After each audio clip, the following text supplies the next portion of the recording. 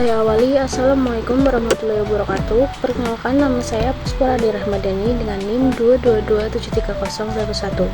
Di sini saya akan menjelaskan tentang plan schedule dan define activity dalam manajemen proyek sistem informasi pengelolaan data surat C di Balai Desa.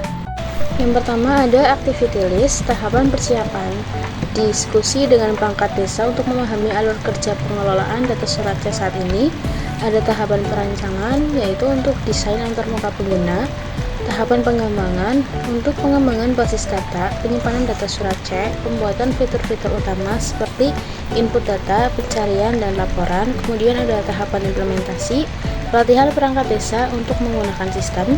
Yang terakhir ada tahapan pemeliharaan, pengumpulan masukan dari pengguna, backup data secara berkala, dan pembaruan sistem untuk peningkatan fitur. Yang selanjutnya ada activity attribute. Di sini saya akan menampilkan penjelasan dari atribut masing-masing. Dan saya akan menjelaskan beberapa atribut yang ada dalam proyek saya.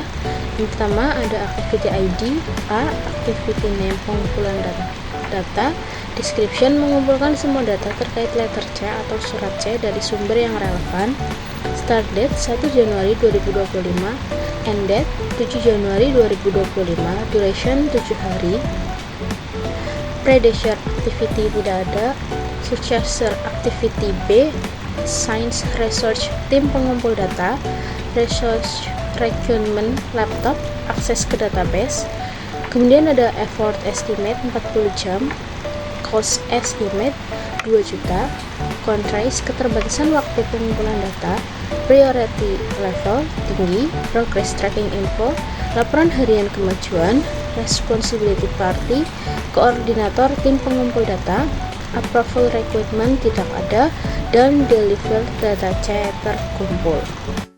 Berikutnya ada define. Yang pertama ada aktivitas utama, yaitu pengumpulan data surat C, pengolahan data, penyimpanan data, dan pelaporan hasil. Dan di sini ada jenisnya. Yang pertama finish to start. Pengumpulan data harus selesai sebelum pengolahan data dimulai. Pengolahan data harus selesai sebelum penyimpanan data dilakukan. Yang kedua, start to start. Penyimpanan data dapat dimulai bersamaan dengan pelaporan hasil setelah pengelolaan data dimulai. Yang ketiga, ada finish to finish. Pelaporan hasil harus selesai bersamaan dengan penyimpanan data. Contohnya, aktivitas A, pengumpulan data, aktivitas B, pengolahan data, aktivitas C, penyimpanan data, dan aktivitas D, pelaporan hasil. Berikut gambaran diagram PDM. Ada aktivitas A, aktivitas B, aktivitas C, dan aktivitas D. Penjelasan diagram, aktivitas A harus diselesaikan sebelum aktivitas B dapat dimulai. Setelah aktivitas B dimulai, aktivitas C dapat dimulai, tetapi tidak akan selesai sampai aktivitas B selesai. Selanjutnya, aktivitas D dapat dimulai bersamaan dengan penyimpanan data, tetapi pelaporannya tidak akan selesai sampai penyimpanannya juga selesai. Yang keempat ada jalur kritis, critical path method atau CPM. Di sini ada aktivitas, durasi, dan ketergantungan. Berdasarkan aktivitas dan ketergantungan yang telah ditentukan, kita dapat menggambar diagram jaringan sebagai berikut. Yang A, pengumpulan data, kemudian ke pengolahan data, penyimpanan data, dan pelaporan hasil. Hitung early start, early finish, let's start, and start finish. Untuk yang pertama ada early start, waktu paling awal aktivitas dapat dimulai. Kemudian ada early finish, waktu paling awal aktivitas dapat selesai, dihitung dengan IF sama dengan IS plus durasi. Yang ketiga ada let's start, waktu paling akhir aktivitas dapat dimulai tanpa menunda proyek. Yang keempat ada let's finish, waktu paling akhir aktivitas tanpa selesai, dihitung dengan LF sama dengan LS plus durasi. Jadi di sini ada tabel perhitungannya untuk setiap aktivitas. Nah, di sini jalur kritis adalah rangkaian aktivitas yang memiliki slack 0. Dalam hal ini semua aktivitas dari A hingga D memiliki slack 0 karena tidak ada waktu tambahan yang tersedia untuk menyelesaikannya. Dan selanjutnya di sini ada Gantt chart.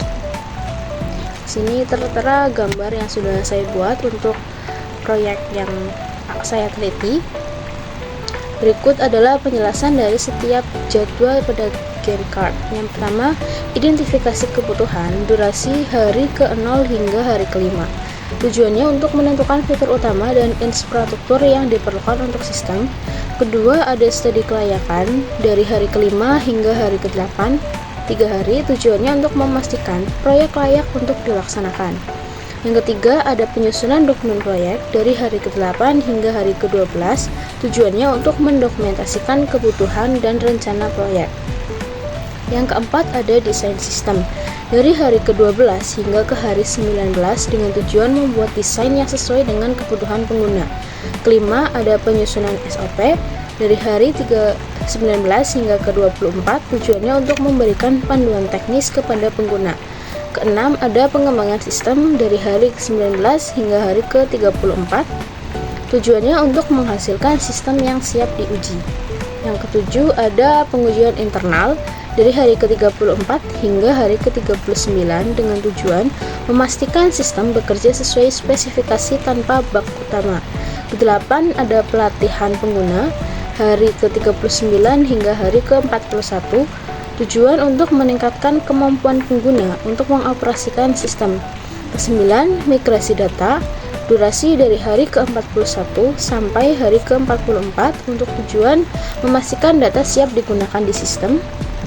Yang ke-10, ada implementasi sistem, durasi dari hari ke-44 hingga hari ke-49 dengan tujuan untuk memastikan sistem dapat berjalan dengan lancar. Yang ke-11, ada monitoring dan evaluasi, durasi dari hari ke-49 hingga hari ke-56, tujuan untuk mengidentifikasi area untuk perbaikan atau pengembangan lebih lanjut. Yang ke-12, ada pemeliharaan rutin, durasi dari hari ke-56 hingga hari ke-62 untuk tujuan menjaga stabilitas dan keberlanjutan sistem. Kurang lebihnya sekian yang dapat saya paparkan terkait tentang plan, schedule, dan define activity dalam manajemen proyek sistem saya. Kurang lebihnya mohon maaf. Wassalamualaikum warahmatullahi wabarakatuh.